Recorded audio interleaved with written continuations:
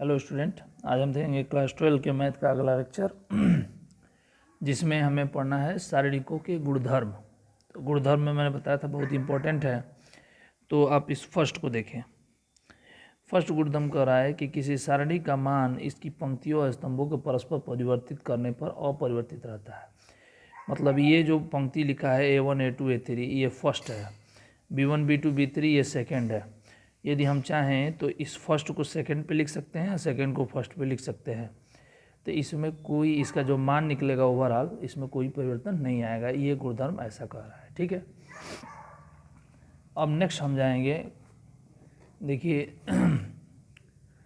दूसरे पे। देखिए दूसरा कह रहा है कि यदि एक सारणी की कोई दो पंक्तियाँ या स्तंभ को परस्पर परिवर्तित कर दिया जाए तभी सारणी का चिन्ह परिवर्तित हो जाता है। मतलब हाँ, परिवर्तन एक बार में से इसको यहाँ पे लाए तो इसको यहाँ पे ले जाएंगे हम, ये फर्स्ट वाले को हम सेकंड पे लाएंगे तो सेकंड वाले को फर्स्ट पे लाएंगे, तो क्या होगा कि चिन्ह में परिवर्तन हो जाएगा। मतलब आगे प्लस है यहाँ पे, तो यहाँ पे हम क्या लिख देंगे माइनस। मतलब एक बार चेंज किया तो माइनस हो गया। अब मान लो कि यहाँ पे अब इसको भी चेंज किया, इसको किया, फिर यहाँ पे जो आया इसको भी केयर कर दिया, मतलब दो बार चेंजिंग किया, तो ये फिर क्या हो जाएगा प्लस। ये है दूसरा गुणधर्म। तीसरा देखेंगे। तीसरा देखिए इम्पॉर्टेंट है, यदि एक सारणी की कोई दो पंक्तियाँ स्तंभ समान हैं तो सारणी का मान शून्य हो जाता है। मतलब कोई भी दो पंक्ति या स्तंभ यदि समान हो जाता है तो सारणी का मान शून्य हो जाता है, ठीक है। अब जैसे यहाँ पे आप देख सकते हैं एग्जाम्पल में तीन दिया है फर्स्ट ये पंक्ति, और थर्ड पंक्ति देखो 3 2 3 इसमें भी, तो मतलब पहला पंक्ति और तीसरा पंक्ति दोनों बराबर है, इसलिए डायरेक्टली हम इसको लिख सकते हैं कि इसका वैल्यू कितना होगा 0। गुणधर्म नंबर 3 से, ठीक है। और गुणधर्म 4 देखिए, यदि हमें किसी अन्य गुणांक के से यदि हमें गुणा करना है तो हम यदि देखिए आव्यूह में क्या होता था कि किसी नंबर से यदि हमें गुणा करना है तो पूरे अवयव में होता था, परंतु यहाँ पे ये ऐसा नहीं होता है। सारणिक में या तो किसी एक पंक्ति में होगा या किसी एक स्तंभ में होगा। यदि मान लो के से करना है तो KA1 KA2 KA3 या तो इसमें लिखो, या तो KB1 KB2 KB3, तो इसमें नहीं रहेगा, इसमें रहेगा, ठीक है। मतलब एक किसी एक में रहेगा, एक पंक्ति या किसी एक स्तंभ, ऐसे भी लिख सकते हैं KA1 KB1 KC1, तो बाकी इन दोनों में नहीं रहेगा, ठीक है। अब देखिए गुणधर्म नंबर 5, इसमें क्या दिया है कि यदि कोई एक, मान लीजिए ये पंक्ति है, पंक्ति में यहाँ पे दो टर्म दिए गए हैं, दो टर्म, तो हम इसको चाहें तो दो भाग में लिख सकते हैं। एक वाले में A1 B1 C1, A2 B2 C2, A3 B3 C3 एक सारणिक, और दूसरा में λ1 B1 C1, λ2 B2 C2 and λ3 B3 C3, तो ये दूसरा बन जाएगा। तो दो सारणिक यहाँ पे बन गए, दोनों को हम अलग अलग अब नॉर्मली सॉल्व कर सकते हैं। इस तरीके से रहने पर थोड़ा गुणा भाग में दिक्कत होता है, इसलिए इसको दो भाग में तोड़ लेते हैं। आगे वाला गुणधर्म देखेंगे।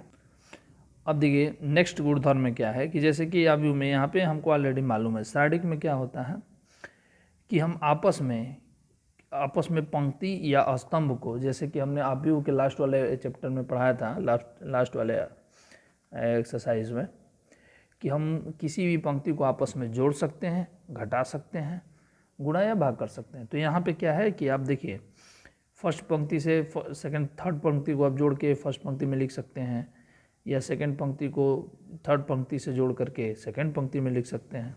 चाहे तो हम इसमें कुछ गुणा कर करके और फिर जोड़ दें, वो भी हम कर सकते हैं।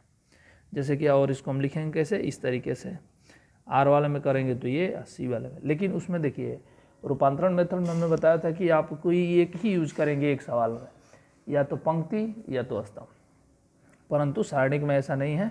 सारणिक में आप चाहें तो जब मन करे पंक्ति यूज़ करिए, जब मन करे सारणिक यूज़ करिए, बस उसको सॉल्व करना होता है। अब देखेंगे प्रश्नावली 4.2 के सवाल। तो इसमें से 6 गुणधर्म है, 6 गुणधर्म आपको अच्छे से समझना है, अच्छे से नोट करना है उसको, ठीक है, और इसी का यूज़ करके हम यहाँ पे सवाल करेंगे। तो अब देखिए फर्स्ट क्वेश्चन पहले मैं करके यहाँ पे दिखाता हूँ। तो यहाँ पे मैंने फर्स्ट क्वेश्चन नोट किया है, कहा है कि इस सारणी को प्रूव करिए कि 0 होगा गुणधर्म का यूज़ करके। आप चाहें तो विस्तार भी कर सकते हैं, विस्तार करना आपको ऑलरेडी मालूम ही है कि इसको लेंगे, फिर इसको पंक्ति स्तंभ को ढक लेंगे, जो बचेगा उसको बना लेंगे, फिर इसको लेंगे, ठीक है, तो वो तो रहेगा ही। लेकिन हमें यहाँ पे गुणधर्म का, तो गुणधर्म में क्या बोला था कि यहाँ पे आप देख सकते हो कि यहाँ पे ये तीसरे स्तंभ में 2 भाग है, तो 2 भाग को हम चाहें तो अलग अलग कर सकते हैं। गुणधर्म में हमने आपको बताया था। तो देखिए फर्स्ट भाग एक्स वाई जेड, इसमें तो भाई अलग करना नहीं है, इसको अलग करना है। एक्स वाई जेड हो जाएगा एक में, फिर प्लस यहाँ भी X Y Z A B C, अब बचा इसमें क्या, दूसरा भाग क्या है, ए बी सी। ठीक है, तो ये गुणधर्म से हो गया।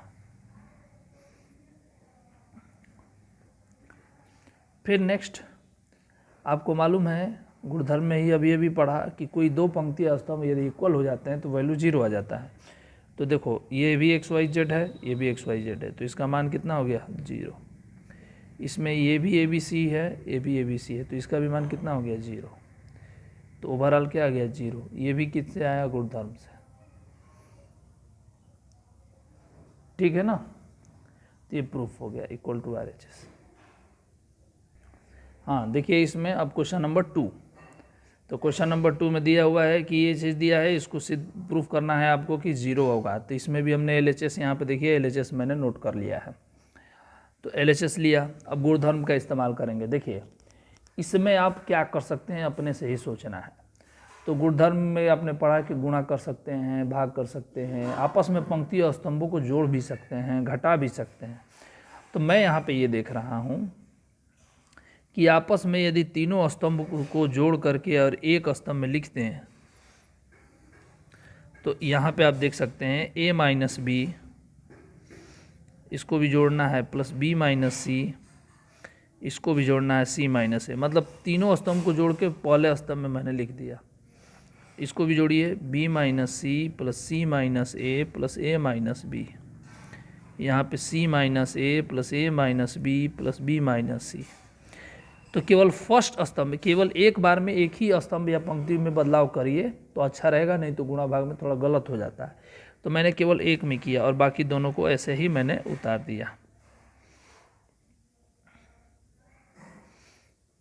ठीक है, b माइनस सी मैंने जो किया उसको आपको लिखना पड़ेगा। हमने क्या किया कि C1 में बदलाव, ये C1 है ना, ये C2, ये C3, इस तरीके से रहेंगे तो R1 R2 R3। तो ये C1 में हमने बदलाव किया, C1 लिखा, C1 plus C2 plus C3। ठीक है, अब यहाँ पे आप देखिए कि यहाँ पे B से B कट गया, C से C कट गया, A से A कट गया, यहाँ भी B से B, A से A, C से C, यहाँ भी A से A है ना, C से C, B से B। तो सब मिला के हमको मिला क्या, यहाँ पे 0 0 0, यहाँ B minus C, C minus A minus B,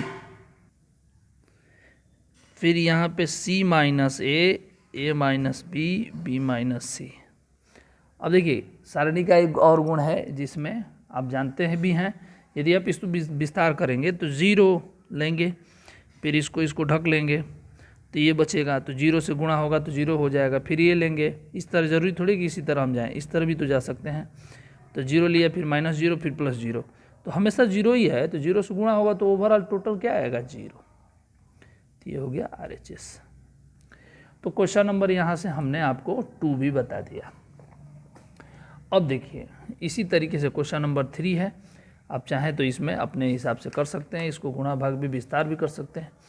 यहाँ पे क्वेश्चन नंबर 4 आप देख सकते हैं, ये क्वेश्चन है क्वेश्चन नंबर 5, फिर उसके बाद से क्वेश्चन नंबर 6 है, क्वेश्चन नंबर 7, क्वेश्चन नंबर 8, इस तरीके से टोटल जो है प्रूफ करने वाला क्वेश्चन नंबर 14 तक है। 14 क्वेश्चन इसमें दिए गए हैं। तो आप एक एक क्वेश्चन को सॉल्व करिएगा, इसमें से 1-2 क्वेश्चन और हम बता देंगे, मतलब एक लेक्चर में और इसको मैं सॉल्व करूँगा, नेक्स्ट लेक्चर में 1-2 क्वेश्चन और बता दिया जाएगा। ओके, धन्यवाद।